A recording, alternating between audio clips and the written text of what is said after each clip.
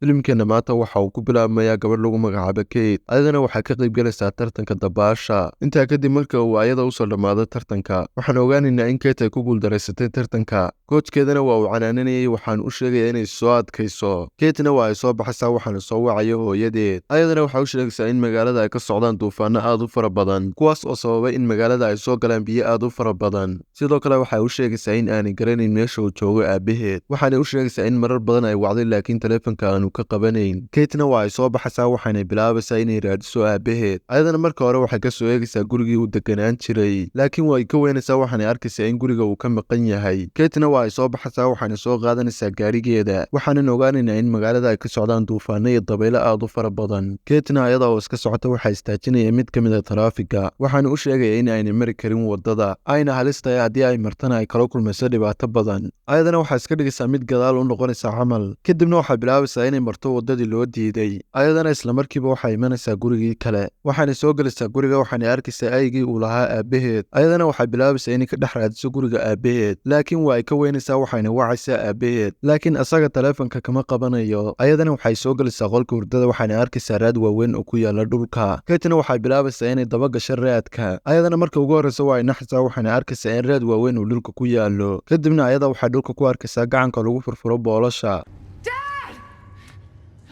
ayadana hore usii soconaysaa, waxaana arkaysaa aabaheed oo dhulka yaala. isagana waxaa laabta uga yaalay dhaawacyo badan. sidoo kale waxay arkaysaa in lugta uu ka dhaawacan yahay. ayadana waa ay naxaysaa, waxaana bilaabaysaa inay qayliso. Kate-na waxay arkaysaa in aabaheed uu weli nool yahay, waxaana bilaabaysaa in afka biyo ay uga shubto. Kate-na waxay arkaysaa in aabaheed uu soo naaxay. ayadana waxay bilaabaysaa inay soo jiddo, laakiin si lama filaana waxay arkaysaa yaxaas. waanay naxaysaa, waxaana bilaabaysaa inay aabaheed soo jiido. ayagana waxay maaraynayaan inay uga dhuntaan meel aanu yaxaaska uga soo gudbi karin. Kate-na waxay la soo baxaysaa moobilkeeda, waxayna wacaysaa booliiska, laakiin si lama filaana waxaa lugta uga dhigaya yaxaas. ayadana waa ay qaylinaysaa, waxaana bilaabaysaa inay soo qaadato gacanka. ayadana waxay bilaabaysaa inay la dhacdo yaxaaska. ayadana waxay ku guulaysanaysaa in yaxaaska ay iska fujiso. kadibna ayaga iyo aabaheed waxay soo galayaan qolka hooseeya guriga. kadibna Kate waxay soo qaadaysaa toosh. ayadana waxay bilaabaysaa inay hagaajiso tooshka. ayadana waxay meel yar oo daloola ka arkaysaa 3 qof oo taagan bannaanka. ayadana waxay bilaabaysaa in tooshka ay u iftiimiso si ay u arkaan, laakiin ayaga ma arkayaan oo waxay bilaabayaan inay iska gurtaan alaabtooda. ayagana waxay rabaan in magaalada ay uga baxaan doon, maadaama magaalada uu ku soo batay daadka. kadibna ninka si lama filaana waxa uu arkayaa in qof uu ka soo iftiiminayo meel yar oo dalool ah. isagana waxa uu bilaabaya inuu u tago, laakiin xaaskiisa waxay u sheegaysaa in biyaha ay soo badanayaan, laakiin asaga waxa uu ku adkaysanaya inuu u tago. waxaanu bilaabayaa inuu biyaha ku dhex socdo, laakiin si lama filaana xaaskiisa waxaa soo weeraraya yaxaas. waxaanu bilaabaya in jidhkeeda oo dhan uu googoosto. isagana markuu isdhaco caawi waxaa lugta uga dhagaya yaxaas.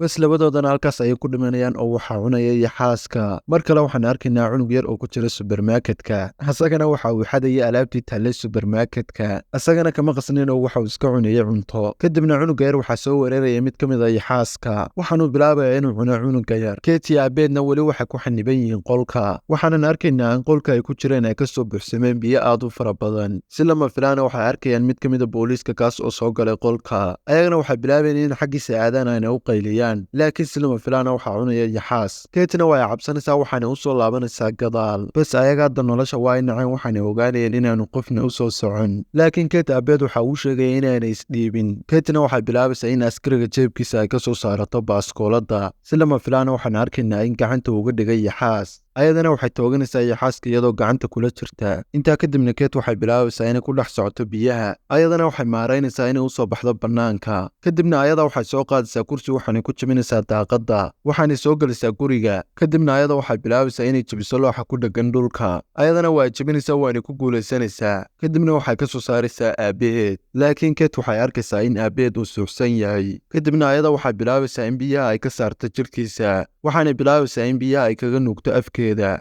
calashaan se uga saarta biyaha jirhkiisa ku jira. Kate-na waa ay ku guulaysanaysaa, waxaanay maaraynaysaa in biyaha ay ka saarto. labadoodana waa ay soo baxayaan, waxaanay imanayaan bannaanka. ayagana waxay ka fikirayaan qaabka ay uga bixi lahaayeen magaalada. Kate-na waxay aabaheed u sheegaysaa in ay ka dheeraan karto yaxaaska waxaanay u sheegaysaa in ay xirfad u leedahay dabaasha ayadana waxay bilaabaysaa in biyaha ku dhex dabaalato Kate-na waxay maaraynaysaa inay islamarkiiba soo qaado doonta ay uga bixi lahaayeen magaalada labadoodana waxa ay soo korayaan doonta laakiin si lama filaana dabaysha ayaa badanaysa waxaana sababaysaa in doonta ay ka soo gasho guriga kadibna labadooda waa isweynayaan meeshana waxaa kasoo buuxsamaya biyo aad u fara badan Kate aabaheedna waxa uu shidayaa bular cas calashaan si uu ogaada meesha gabadhiisa ay joogto islamarkiibana waxaa arkaya mid ka mid a yaxasyada waxaanu ka qaniinayaa gacanta laakiin asaga waxa uu maaraynaya inuu iska fujiyo yaxaaska Kate-na waxaan arkaynaa inay ku xaniban tahay suuliga halkaasna uga dhuumanaysa mid ka mid a yaxaasyada ayadana waxay keenaysaa fikrad waxaana furaysaa albaabkii suuliga markii uu soo galana waxay bilaabaysaa inay raacdo tuumbooyinka suuliga kadibna ay saas uga baxdo suuliga ayadana waa ay ku guulaysanaysaa waxaana ka baxaysaa suuliga yaxaaskana waxay ku soo xidhaysaa albaabka Kate-na waxay soo raacaysaa bularkii uu shiday aabaheed labadoodana saas ayay isku helayaan ayadana waa ay soo wadaysaa waxaana keenaysaa aabaheed jaranjarada labadoodana waxa ay doonayeen inay koraan guriga xaggiisa sare ee jiingada laakiin si lama filaana Kate waxaa ku dhigaya